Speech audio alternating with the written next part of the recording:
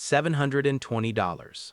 That is what you have paid Spotify, or Apple Music, or YouTube Music over the last 5 years. 0 songs are yours. Stop paying tomorrow. The music stops tomorrow. You did not buy a library. You rented permission to keep listening. Welcome back to the funeral. A streaming subscription is not a music library. It is a licensing arrangement. When you pay Spotify, you are not buying songs. You are buying permission to access songs Spotify has a deal with. Spotify can lose that deal. An artist can pull their catalog. A licensing dispute can blank 1,000 tracks overnight. Your music collection lives on someone else's server, with someone else's contracts, on someone else's terms. The day the contract ends, your collection ends.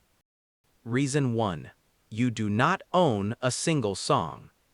Your grandfather bought a Beatles record in 1968. He owns that record. So does his son. So does his grandson. One purchase. 3 generations of access.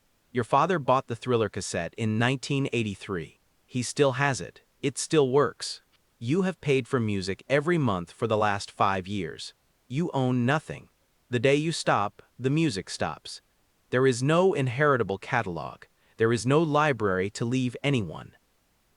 You did not buy music. You rented company, and the rent never ends. Reason 2. Your $11 buys the artist almost nothing. Spotify pays artists approximately 0.3 of a cent per stream. That is $0.003. Your favorite song needs to be streamed 333 times to make the artist a single dollar. For an artist to make the U.S. federal minimum wage from streaming alone, they need around 800,000 streams per month. Every month. Most independent artists make less from a year of streaming than from selling 100 t-shirts. Stan thinks his subscription supports the artist. Stan's subscription mostly supports Spotify. Reason 3. Your catalog can vanish without warning. 2022, Neil Young pulled his entire catalog from Spotify. 2023, hundreds of thousands of tracks were removed by Spotify for low stream filtering. 2024, dozens of artists pulled music citing royalty disputes. If you had a saved playlist with any of those songs, you saw a gray line where the song used to be. Music you spent 10 years curating into your taste. Gone, because 2 corporations could not agree. Imagine if your bookshelf rearranged itself based on contract negotiations you were not invited to. That is your music library now. Reason 4. It is not one subscription. It is the stack. It is the stack. The average American household pays for 4.5 streaming subscriptions. Music, video, audiobook, gaming, sometimes more. $12 here, $15 there, $11 for that one. Stan forgot he signed up for. Add it up.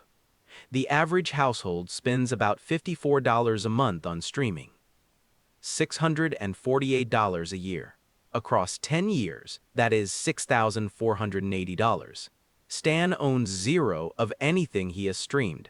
Stan has paid more for permission than his father ever paid for the records he still owns. What to actually do? 2 steps. No third thing. 1. List every streaming service you pay for. Music, video, audiobooks, news, all of it. Multiply the monthly fees by 12. 2.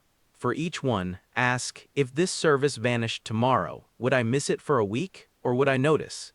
If the answer is notice, cancel it. If the answer is miss it for a week, keep it.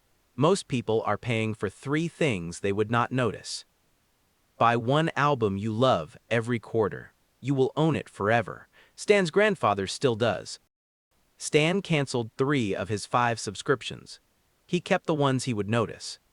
He bought an album he loved on vinyl. He will still own it when he is 60. Next funeral. The tax you pay for waiting 10 years. If you wait until 35 to start investing, You give up about $700,000 by retirement. Same monthly contribution, same return, different decade. Welcome back, another one.